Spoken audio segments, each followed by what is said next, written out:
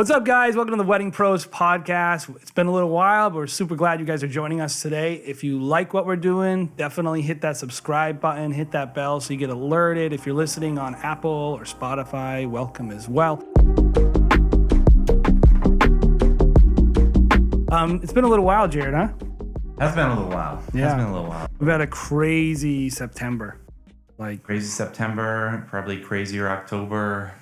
Yeah. Oh, yeah. It's fun. Summer's fun. Yeah, it's wedding season in New England. It just hits like a fever pitch in like September, October. If you're from like another part of the world or another part of the country, just know like most New England creatives are doing like, I would say 50% of their volume in 2 months. So, so we got a special guest today, Mark Spooner. What's up, Mark? Not much. Thanks for having me. Yeah, so Mark is one of the best photographers in the New England area. He's based out of the North Shore, which is just north of Boston, if you don't know that.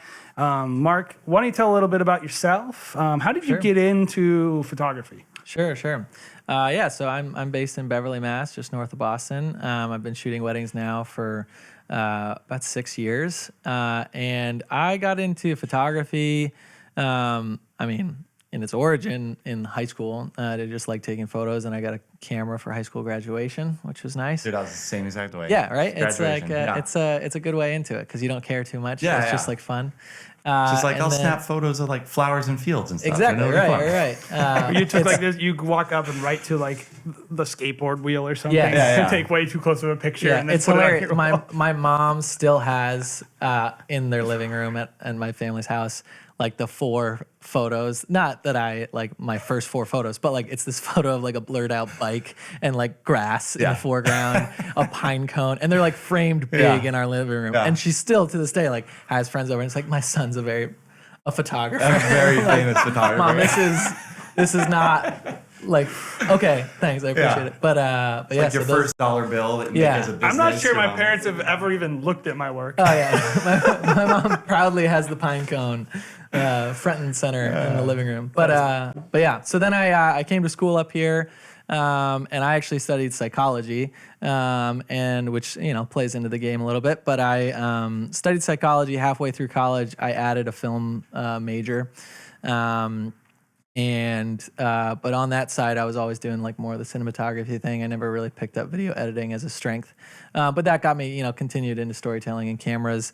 And then I went to a small school, kind of got a reputation as the camera kid.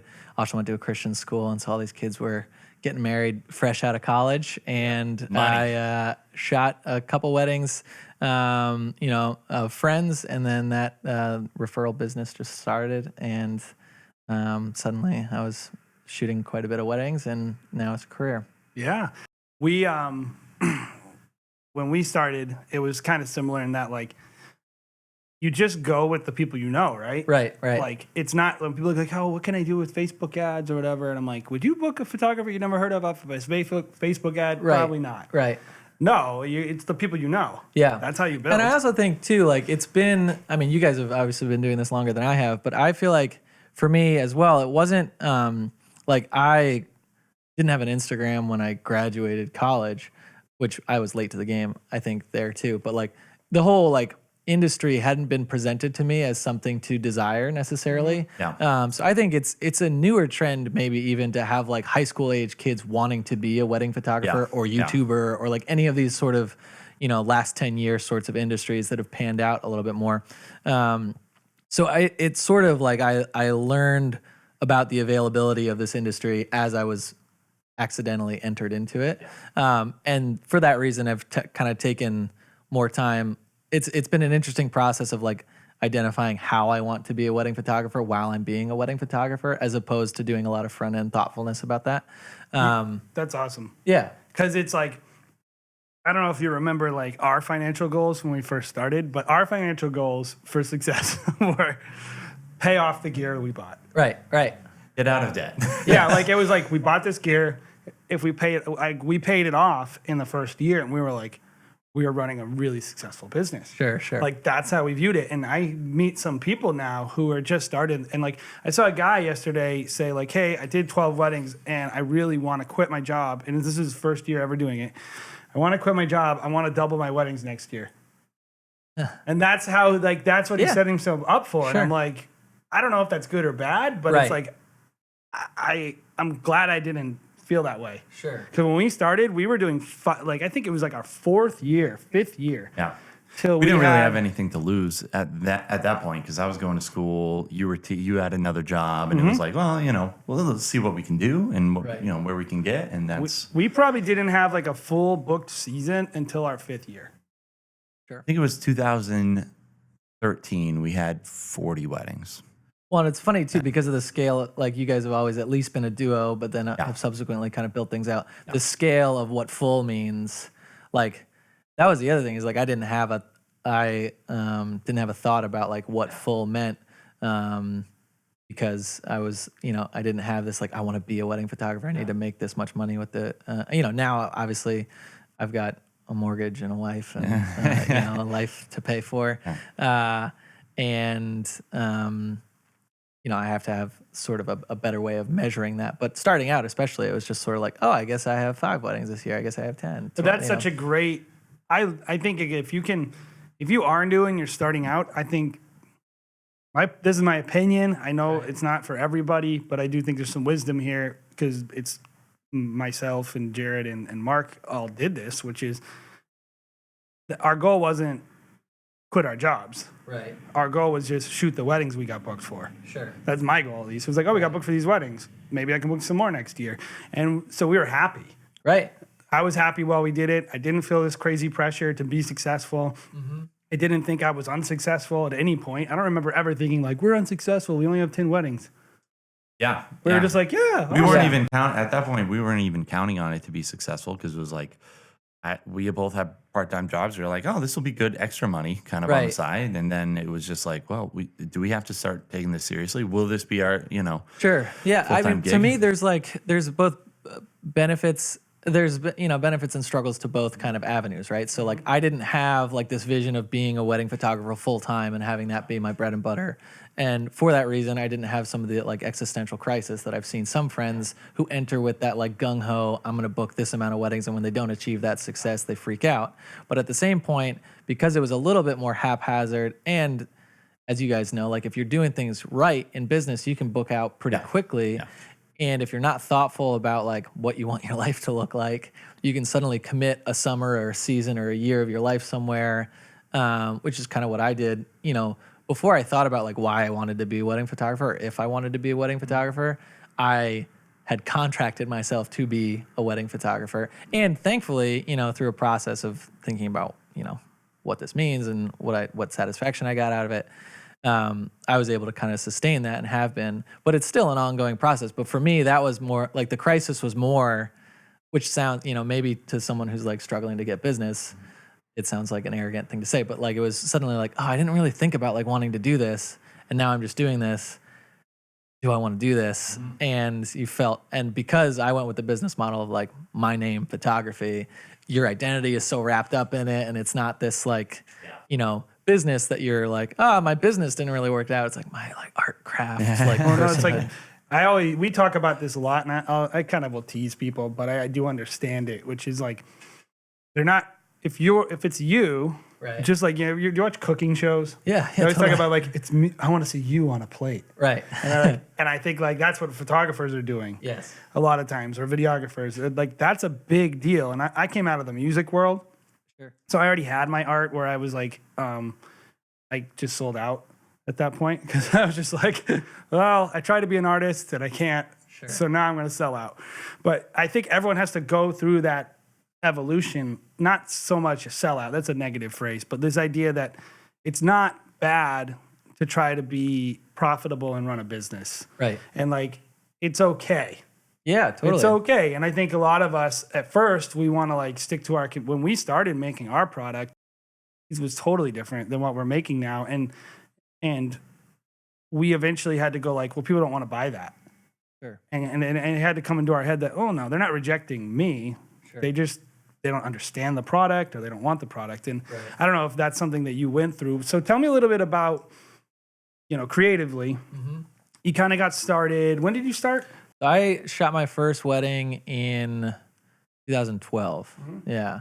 and then sort of built it up over the next couple of years, and then was pretty consistently shooting weddings after 2013, 14. So what's important to you about the art that you're making? Like what how would you describe? I hate this question. No. I sound like the bride. How would you describe your work? No, it's like, I mean, I think it's funny. Like, I appreciate the I hate this question, but I also think it's an important question. It is an important question. So I think to me, especially over the last several years, what's kind of become a more focus of my work is technically I want everything to be sound. I want it to be buttoned up. I want it to be, to the extent that I'm able, I want it to be timeless. I want it to be a quality product when people look back on it in 20 years, 30 years. But outside of the product, I want it to be like a description that I use often is honest, which is, sounds easy to understand. But I think like honest both to me and honest to the client. I think there's something about making things appear as beautiful as they can be, but also like not ever have that take away from, particularly within the context of weddings, like the experience of a wedding day. So what I would say to a prospective client is, I'm going to be there to help facilitate things as photogenically as they can be, but I won't let that get to a point where it like creates your experience of the day. Yeah. So I ideally want my clients to look back on their wedding photos and be like, oh man, that's like a great preservation of a moment that happened, rather than like, oh yeah, I remember when we like had to go out in the field. And sometimes it is pragmatically, it's like, yeah, we did go out in a field and we took pretty photos at sunset, but hopefully that experience of taking the photos of sunset is a memory in of itself, rather than like, oh yeah, I remember when I needed that photo because like Instagram told me I needed it or something like that. Honestly, like those moments are so hard to make. Yeah. Like for couples, like, and to create more than a session, but to create a moment. I don't think we successfully do it all the time. We're not usually in charge, the photographer is, but at the same time, that's hard to do.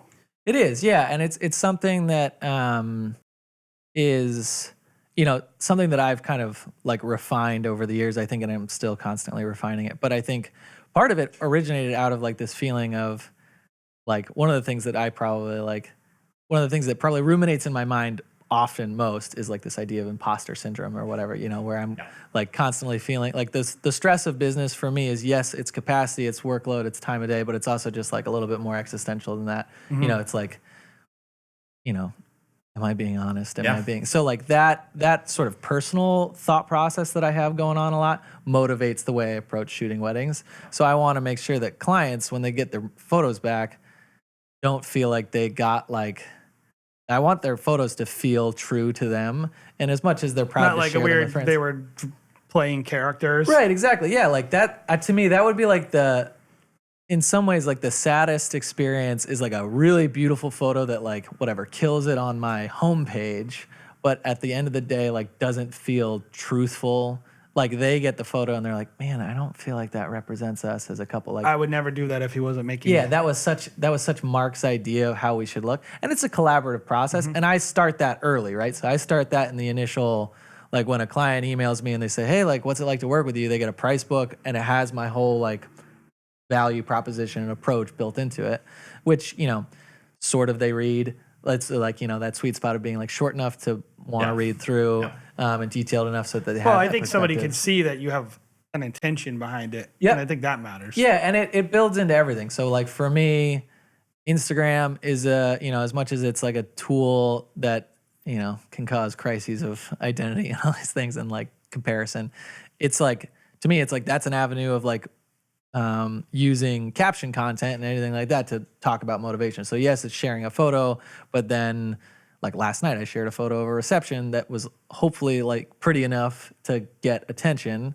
But then also if a client took the time to read it, it kind of got into a little bit of and it's not always that serious and, that philosophical, but it's like I take that opportunity to kind of explain what motivated that frame or whatever.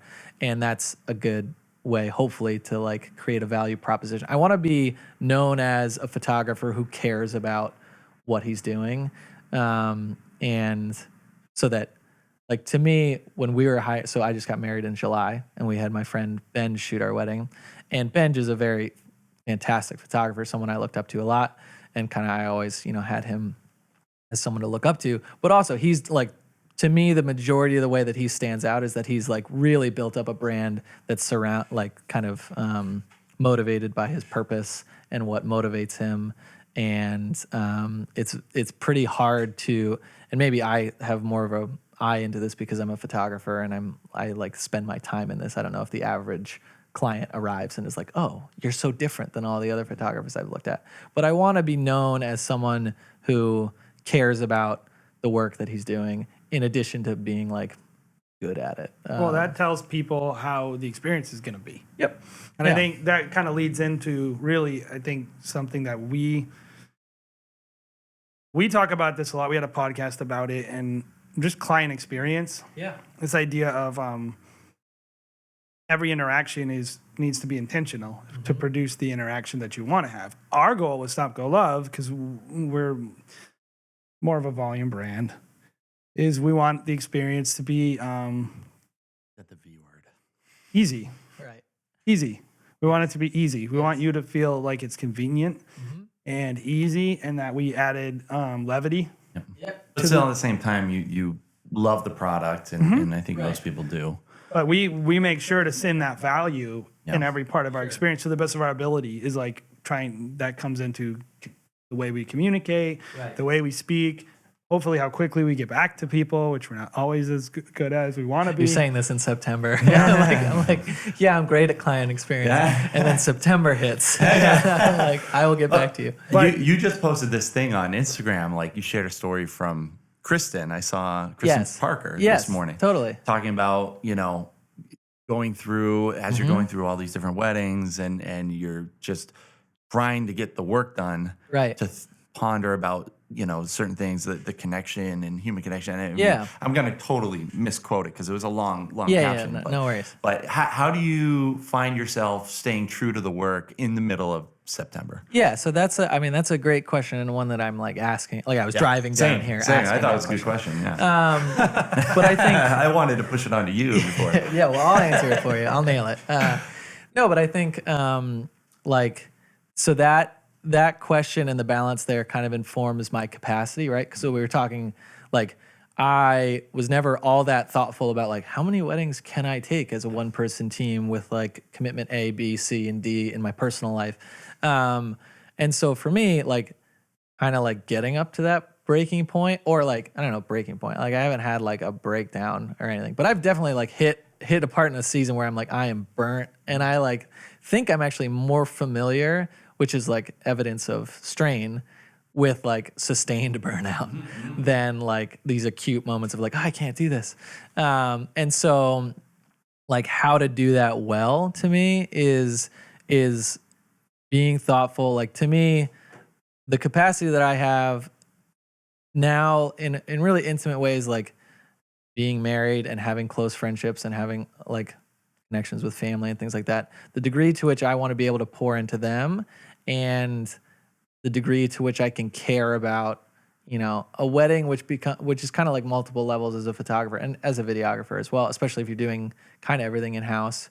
Like there's the prep leading up to the day, there's the day itself, and then there's the back end editing. And if at any point I'm feeling myself like really lapsing on one of those things, so like right now, because I'm in the sort of the tail end of 2019, although the fall is crazy, there's this feeling of like coming to the end of the race at a season, but it's also like heavy inquiry season for 2020. So I'm noticing like, oh geez, I've got to like have this energy for clients in 2020.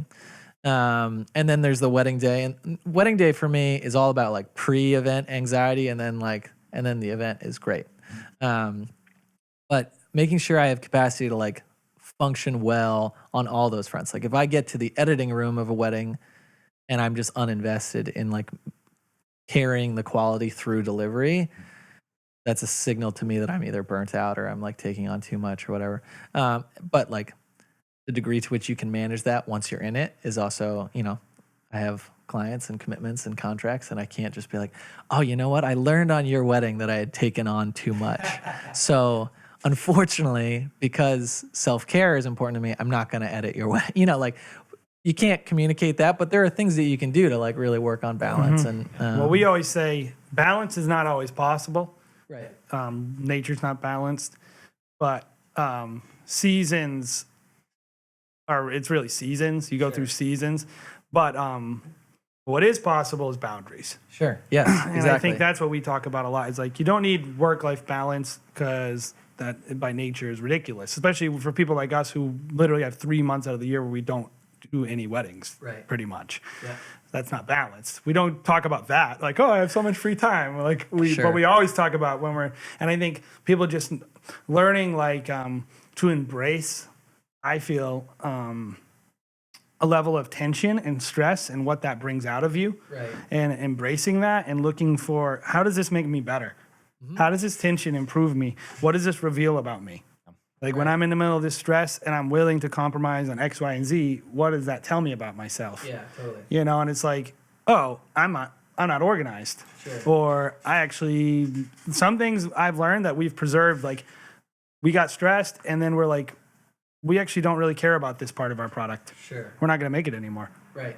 Like we don't care about it. It's Yeah. not important to us. It's good to be able to step outside of yourself to preserve certain bits. So like, But that happens because of a crazy stressful time It does, where yeah. every time you get stressed, because you're you- forced to reconcile it. you Right. got to deal with it. Yes. And I think like as much as a lot of people, they want to get out of the fire. Right. I'm like, sometimes you got to get in the fire, burn off the stuff that's Yeah. not essential. And at the end of that season, you're going to be left with what you really want to be. Yeah. Right. And I was thinking about that yesterday, like, because we're at a season now where it's like, I feel more, not burnt out, but I feel like a heavier weight than I have in any season that we've ever had. Because we're doing the podcast, we're doing Huxley Film, we're doing Stop Go Love, we're talking about buying a cotton candy company. You know, there's all these different, all these different things that are going on, and just like things that we're dealing with that we've never dealt with before, like dealing with a lawyer, dealing, you know, all these things, and just it's a different thing, but doing it and figuring out where that line is, because once you know you're there and you're like, oh, I'm dealing with this, there's a solution to solve it. You know, you just haven't found it yet, and that's where growth happens, right? It's like, okay, we're having a problem here. It's either, like Jay said, you burn the chaff off, and it's just like, we're not going to do that anymore, or we're going to hire an office admin. It's biblical. That's I like that. We can't ever separate from that. Yeah.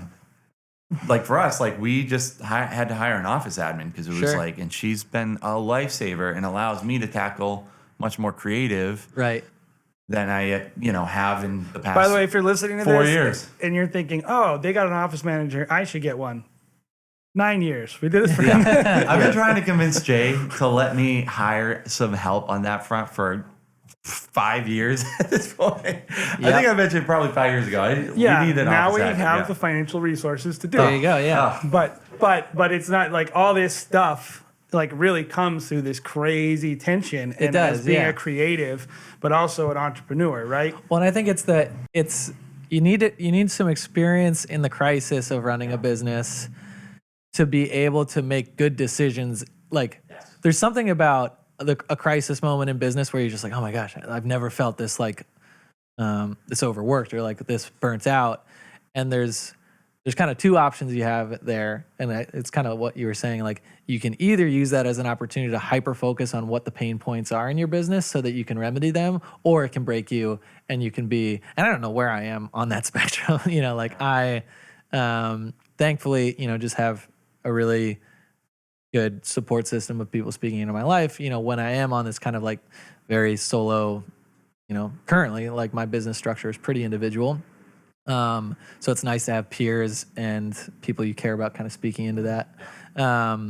But I can imagine that like as a partnership, / team-based thing, it's, you have those dynamics where it's like, hey, can we do this? And it's like, no, we don't have enough money, whatever. Like those are conversations, but you also can like be in constant dialogue about like, hey, how do you feel like we're doing? Like, Oh, that's and definitely I'm a just benefit. like, I've just got a mirror and, a diary. Every photographer we talk to deals with it because they're like, I want a team thing because then I have people to actually talk to and hear the trouble and go through this with. And it's like being a photographer is like, or anything where you're doing solo. It's like, it's a lonely island, man. I feel like I have a lot of outside perspective on it because we've never done it. And I've seen a lot of people doing the opposite of what we're doing. And what I see a lot is this intense personalization of a job. Yes. That there's the healthy part of it is it produces good work. Right. The negative part is you are your own glass ceiling. Exactly. And it's like, when you talk, like I'll say to them, like, well, I talked to someone the other day, I want to scale. I'm like, okay, we'll just get some people to help you, but they won't be good. Okay, well, you can't scale. Right. The end. Like, we can talk about it and we can just exhaust it, but let's be honest, and until you're willing to give up a level of control and accept less. If your entire career is built on, I care about this and I have this quality, you're not going to be able to scale. You just won't. Even if, because I think a lot of times people use the word caring and quality to mean personal things that they gain value out of. Sure. So they don't really mean caring and quality, because the client looks at it and goes, oh, that's quality, that's quality, that's quality. There's a much larger range of what they would perceive to be quality and caring than we do. Right. As artists, because we have the things. And I think like it really comes down to the positive is you have something that you get value out of, and you have a contribution to the world. You're adding beauty and creating art. The negative is you're your own limit. And so where does that kind of, I mean, maybe you agree, don't agree, but where does that kind of play into, you've talked a little bit about scaling to us. Sure. And this idea of growing beyond your own limitations and figuring that next step. I don't necessarily think, by the way, I don't think everyone needs to run this team-based business. I think it's fine to be. We internally, we say there's an artist model and there's a studio model. Yep. Neither of them are wrong. Both are good. They have their, I think a studio, it's going to be harder to produce this elite level work. But you're going to be able to produce things people are happy with, and much more volume. An artist can have total control, but they can't maybe scale the same way. So. Yeah, so I think, I didn't at the onset of starting to photograph weddings be like, I want to do this by myself. I was just like, I'll do this by myself because I am the only person who's getting asked to do it. What other way can you do it? Right, exactly. Yeah, so there wasn't like a ton of thoughtfulness about it. And then, pretty quickly, in a way that I'm happy with and really proud of and feel privileged to say, I quickly kind of got to that threshold of capacity and asking those questions. I was lucky enough to be, lucky enough, but also worked hard enough. It's that weird interplay between trying to be humble, but also acknowledging the effort you put in to have, a lot of referral business and kind of get up to a threshold where I was like, whoa, can I maintain this? Can I do more than this? Do I charge more? What are those thresholds? And then, but kind of getting to that point where I'm like, because like you said, everything's wrapped up in self and identity, and there's a beautiful amount of pride and control, and kind of quality control. It's customer experience. Exactly, customer experience. Like you can control for customer experience and product when you're a one-man team. Oh yeah. To the degree that you manage your off days or whatever.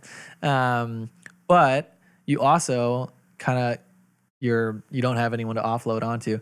And so I think what's interesting about my business is I'm now at that like 5-6 year point where my product has solidified itself enough in that sort of artist model that the question is, can I slowly transition into a micro studio, 2-3 person team, and keep it under the same brand, or would a transition of structure mandate a transition in business name, right? So like the conversation. So right now I have an associate. Like, is it that different of a product? Exactly, right. And so right now I feel really lucky. I have an associate who came on board with me named Carl, who kind of was a similar photographer.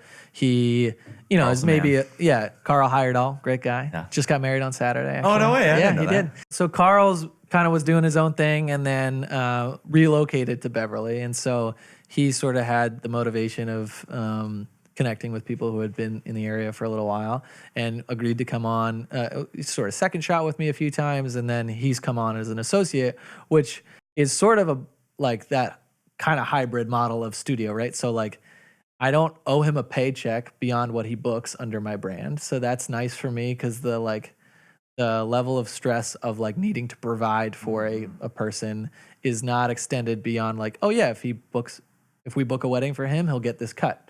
And that's nice because like the cost to my business is established in our agreement. So there's not a sudden stress of I need to make sure that I make his paycheck's worth of money. Yeah. So it's not like hiring on an office, assistant who's just going to be an hourly rate or whatever. But there is a degree of like, so now the way we currently have it structured is that, and clients are still hiring Mark Spooner photography. I'm doing I do the gallery delivery. They're getting my, admin process, all that. And Carl's just the photographer for the day. And, he's done, thankfully, a fantastic job of kind of carrying the brand. And we knew each other well enough on the front end. But he's also in my experience, kind of a diamond in the rough in that experience. We've talked a lot about this. It's so the egos, man. Yeah. In the photography world, right? It's just painful. People would rather go out of business than work for you. Yeah. I mean, he's great, and he's really fantastic. He does his own thing, but he also is super receptive to kind of okay, on this wedding, I'm shooting for you. How do you like to do things? Thankfully, we were sort of synced up on that already. And also his talent level is just really high, both interpersonally and, in my opinion, and, technically. Mm-hmm. And so he's been a great fit, and we are sort of actively in conversations. We kind of, thankfully, in some ways, are coming to the table with the same issues as one-man teams. So when I say, man, it would be really nice to have a partner, he's like, yeah, it would. And, so there's a lot of conversations about kind of what a transition might look like. But yeah, to answer your kind of question about artist model, studio model, I think the tension that I'm riding right now is can you create a studio model, or what form of studio model can you create out of an artist model if you started in that and you guys are kind of doing in some ways the reverse with something like Huxley, right? You've been doing a volume thing, and now with Huxley you just said you're trying to shoot a limited amount of weddings but make it a really high quality. Well, for us it's more about, I always think about it like a product. Right. So this is a product that we're delivering, and people like it. All right. And so I always try to start there, externalizing the business, making it about the client and not about me. And so if a client is happy with just a recap video and they don't actually care if I shot it or if Caleb shot it, they're just happy. And they want our editing style. They want some of the things that we provide. They want the customer experience. What is really important to them? And that will be kind of an ego crush to some people, because they might realize the person doesn't care if you meet them for coffee. Sure. But for some people, it's they'll tell me I'm very hands-on. I want to meet the person and they think that's a really big deal to the client. And if they got rid of it, they might find out the client didn't care. Right. They were just as happy. And so if that was where we started, was okay, well, that was a great day when I was just I'll talk to you over the phone, and it didn't seem to matter. Yeah. It didn't really matter. Meetings at coffee shops. Yeah. So the handcuffs off. With Huxley, we were okay, Jared and I, we've been behind the scenes a really long time. Nobody really. People are always everyone, but nobody really kind of knows us as people. We have no name, but we have a huge volume. Sure. We're doing a thing that I think is objectively successful, but we don't have any way of propelling it forward. Sure. And so we were we have to do something that's us. Sure. So then we can book another 250 Stop Go Love weddings. Yep. Yeah. Because somebody's going to call me up and go, I want Huxley. And I'm going to be I only got 10 bookings available. They're booked, or it starts at this price. Yeah. But I got something else I endorse. Right. And it's this other product, and I'm behind it 100%, and you can have it. Sure. And we'll sell it to you for accessible luxury is what we call it. It's right. And it's it's more about, I'm thinking about the customers. I'm thinking about how we want to grow the business. I'm thinking about retiring. Yeah. I kind of, and after we think about all that, then we go, what do we want to make? Right. But it's that's, I think, where we're different than most people, is everyone goes well, I really want to make this thing. And then they think about all the other stuff. We always think this, where do I want to go with my business? Mm-hmm. What tools do I have to get there? Right. And it's well, we can shoot pretty well. Yeah. It's an afterthought. Sure. Right. Well, and so what was it for you guys, besides, which I think is a great strategy, can't have this, but you can have this. That's kind of what I've done with Carl too. It's in the event. I mean, that's the hole that Carl was filling for me, is lost opportunities just because of capacity, right? So it's just oh, I'm not available. Man, it'd be really nice if the person that I always sent them to kind of worked for me a little bit. And so that's the agreement that he was, thankfully on board with. And we've now kind of kicked back to each other, and it's been great. But So what for you, besides that kickback, was the determination that Huxley Film would be a separate entity as opposed to you got package A, B, and C, and D, which comes like why Huxley as opposed to just like the Mondo Stop Go Love package? I probably mostly branding. I think just if somebody sees like we want to go to a completely like 4 or 5 times as much as a Stop Go Love package would be. So it was like so people that want that kind of film, seeing Stop Go Love, they'd be like, you know, like You needed to be pretty boutique. Yeah. And then also for our current clientele, we didn't want them to feel like we were offering something less. Sure. We want them to feel like we're still giving our all, which we are. Yep. Really, we're just. I think that totally makes sense. Match the price. It's like, and they don't need to know that they don't want to spend more. Yeah.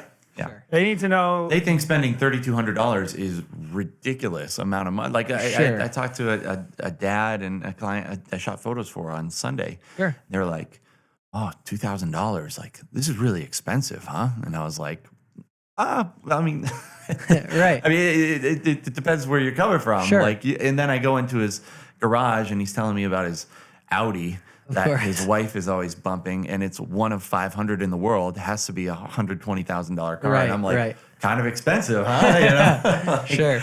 You know, so it's I guess it's just a matter of The psychology of it for us is I want everyone who buys it to think that they're buying something expensive. Yes. Yeah. And I want them to feel good about the purchase. Yep. And if I've always said if someone can't afford it, even if they find a way to afford it, and I've heard this strategy in photography and in videography, like a la carte, get them to buy more than they can afford. That's a big strategy. Like, if you charge more, they'll buy it. And like they might, in an emotional moment, buy that thing. But I'm positive that it's the source of a lot of their buyer's remorse, which causes finicky people, which causes distress. We don't get any of that crap. That's true. That's great. Nobody does that to us, pretty much. Maybe some of the parents who don't really know what they're buying sometimes, very rarely. Sure. But our clients raw footage feel stuff. exactly like we shoot 120 weddings and nobody says crap. They're happy. Sure. And like that's our goal. And so I think like creating a brand that satisfies someone and produces no opportunity for dissatisfaction was the goal. It's like, if somebody wants to spend 10 grand, which really will be more, but it's a real production. We're going to sit down with you. We want you to want that product. Sure. We don't want you to want Stop Go Love. Yep. So if we sit down with you, we're going to be like, that's here's good, all the pre-production. That's good cause for separation there. Yeah. It's a totally different sales process. Yeah. It's a totally different creative. We do real pre-production. You get storyboards. Like, I'm not going to do that with the other product. That's awesome. So not because I think that you need to do that to make a good wedding film, but because you need to do it to make that wedding film. Sure. Yeah. So that's really why. Cool. So, I'm assuming a lot of people who are hearing this, hopefully they're Mark Spooner fans, of course. Hopefully. deep and loyal fan base. Isn't that weird to think that like someone could be like, oh, I love that guy? It's actually really funny because like you spend your time putting your, like, especially my whole business model has been my name. And so, this is going to come off like arrogant. No, it won't. But I don't like this. It's deeply ironic when Nothing you could say would come across as arrogant. I don't know. It's ironic when I get uncomfortable. I guess it's ironic when I get uncomfortable when someone tells me like they like my stuff because there's this like, disassociation, which speaks to a lot about like the psychology of social media and promotion and stuff. But there's this like disconnect of like, oh yeah, I posted that. Like when someone tells me they like noticed, like, oh, I saw you had like a fire with your wife last night. And I'm like, what? Was that a good fire? And it's like, yeah. And then it's like, oh yeah, like I totally put that out on the internet, like kind of for you to see that I had a fire with my wife last night. But now I'm uncomfortable when you tell me in real life that you saw that. Like, and so it's, to me, it's way more of a problem with how disassociated we've become with what we're putting out there. But it is funny to think of like, Mark Spooner fans. That's or just anybody like who is into what you do. It's as a creative, like, or I always feel like no one likes what we do. I know that that's not true, but in my head, I'm like, yeah, you have that. Well, you probably have the people that like, for me, what it is, and again, it's like the whole comparison cycle that is just totally non-productive. But there's a lot of people that if I'm like, for instance, we're doing a podcast right now. This is cool. Like objectively, like this is like a trendy thing to do, you know? oh yeah, Check that's why it out. we did it. Right. Like and We subscribe. have no business goals. Just Right. Just tell us we're cool. Yeah, no. It's deeper than that. But like, this is something that if I see a friend of mine be like, "Oh, I was interviewed on a podcast," I'm like, "Cool, I'm gonna go check out that podcast." But I associate so much more that feeling of like my interest in what someone else is doing that you can get wrapped up in that and assume that no one could have that same level of interest in like you doing that same thing. So this is a big problem with like there's this like really weird metronome of like getting arrogant, like you said, like the ego, and also having the confidence to put yourself out there. It's like this very weird kind of oscillation that you have to manage of like, I want to be proud enough of the work that I'm doing that I can like boldly and confidently tell like the world, like, hey, I did this thing this weekend, look at it. But also not get so wrapped up in that that you're like, that's what I care. Well, I feel like there's a common theme here, and it's a theme in my own life, and it's allowed us to be successful. Sure. I think because these are our values, which are, I'm not what I do. Yes. That's not who I am. It's not what I get my value from. Right. It's not, and it's hard. Mm-hmm. It's hard. You have to actively pursue that way of thinking because it's not natural. Right. The natural way is to either feed your ego or feed your insecurity, I think. Sure. One or the other. And they're usually at the same time, I guess.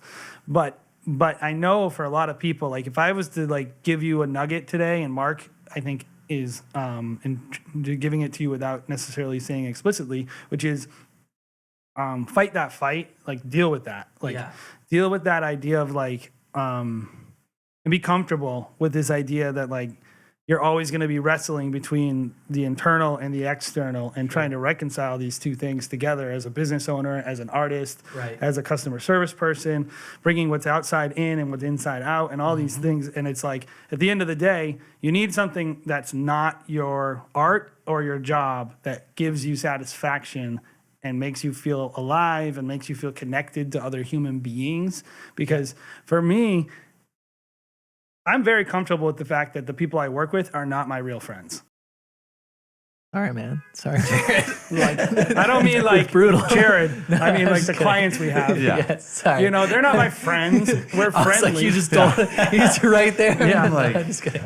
But I need people Sure. that are real and Yes. that have nothing to do with any kind of transaction or Sure. any of my own ego. Because really, I'm getting ego off these clients. Right. You know, so of course I'm going to be nice to them. They Yep. serve a utilitarian purpose in my life. Although wedding clients of mine performed my wedding ceremony, so sometimes they become They your real could. friend. Yep. Yes, right. Yep. They Exactly. very well could. We Yeah. have someone who we did their wedding, who's our Natalie Denice, is our. Oh, nice. We shot her wedding. Oh, that's awesome. You know, and we love Natalie. Sure. She is a real person, but like that's not why Yes. I'm doing it. Yeah. Right. You're right. I'm doing it because You don't need that level of connection to happen every time. No, and I also like I'm not even expecting it, and I know I need to get it, but it needs to be something that is outside of the weddings and outside of my work. Totally. And I know like that's really hard, and like if you're new, you are able to succeed and you're able to keep at it for like a couple years, I think it hits you harder in the middle of like at year 4 or 5. I think that's kind of why, like, it's when you hit that level of success that you have to like, it's when you get something that's worth sustaining that you have to start caring about the sustainability of it, right? Yep. And ideally you've done more front end work, but that for me is what's motivating this is like, oh, this is actually like a viable means of me supporting myself, my family. I'm still enjoying it for the most part, but now I've got to think critically with the structure that I've inadvertently chosen. How do you make this sustainable? And that's as much, I think on the artist model, it's probably more existential than it is like on the volume model, studio model, it's all about efficiency, structure, and there's like a great deal of like team management for sure. Like that's the culture bit that you guys have. But like with the artist model, it's internal culture. It's like, it's existential culture that you have to foster rather than like team building, communications and standards and stuff like that.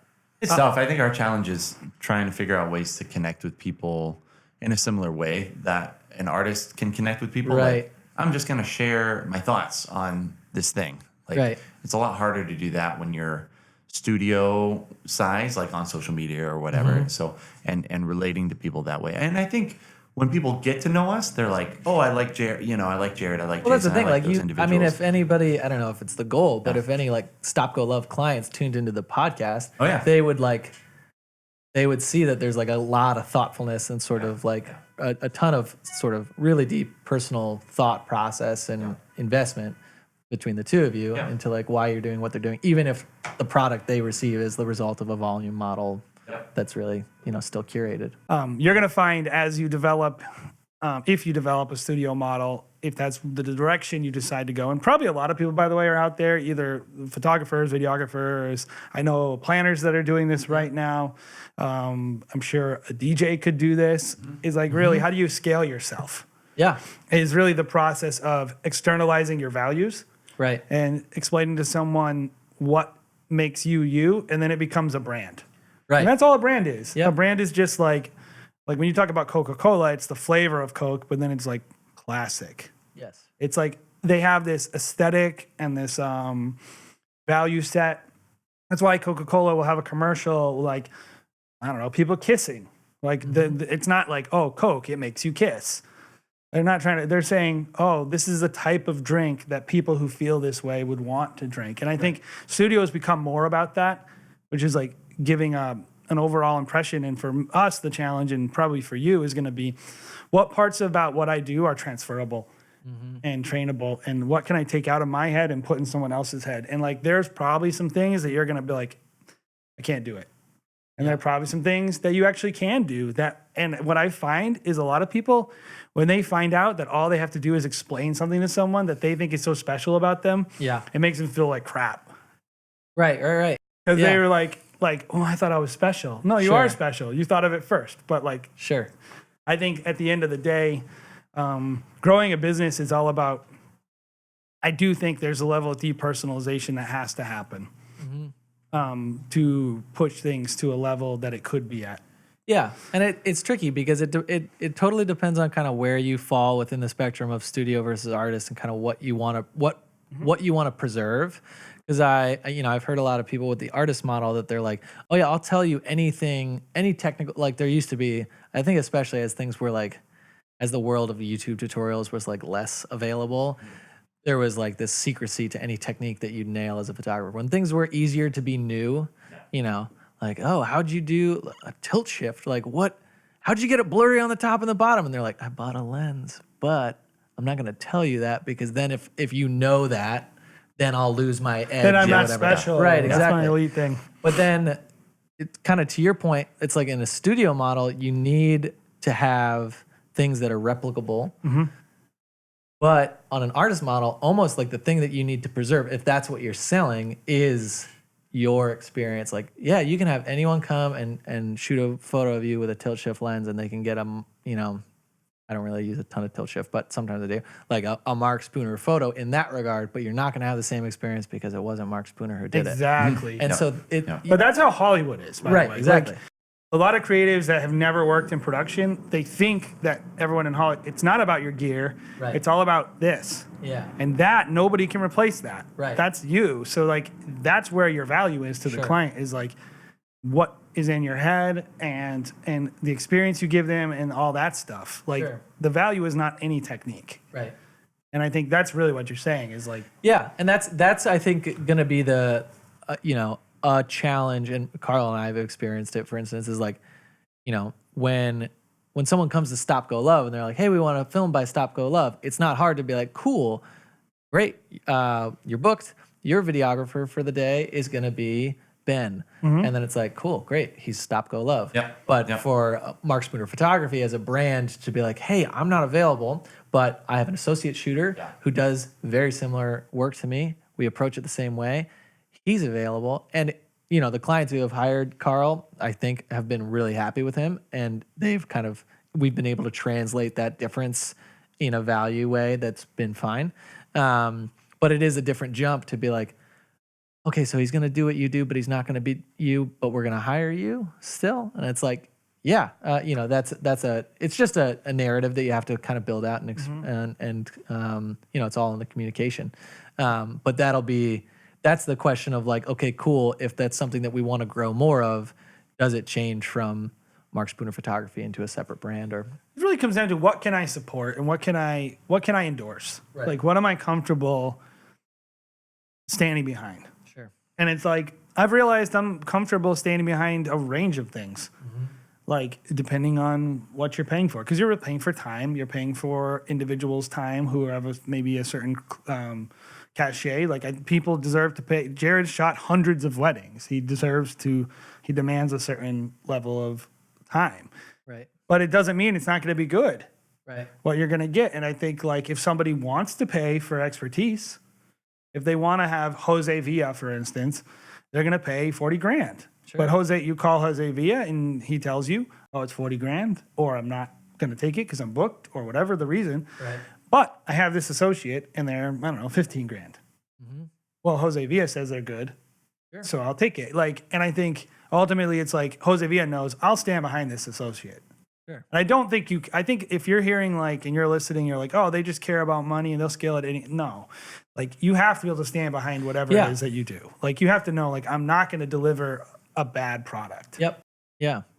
And that's I think part of what's made someone like Carl so valuable is because the quality control was pretty known by me on the front end of our relationship. So it was like, oh, cool. Like the fact that he was interested in an associateship was actually like pleasant surprise to me. It's the very rare. Yeah. Yeah. When you hit that a level of experience that he was at, and Carl, if you're listening, stay with me, buddy. No, but he's doing great, and I feel really lucky. So yeah, that's awesome. Well, Mark, we really appreciate the time. Hopefully you had a little fun. Yeah, absolutely. Thanks for having me. Yeah, if you're checking this out, are you Mark Spooner? Is that your handle? Mark W. Spooner. Yeah, give everybody what's your website, all that stuff. Okay, yeah, so it's just markspoonerphoto.com, and on Instagram, I'm at Mark W. Spooner.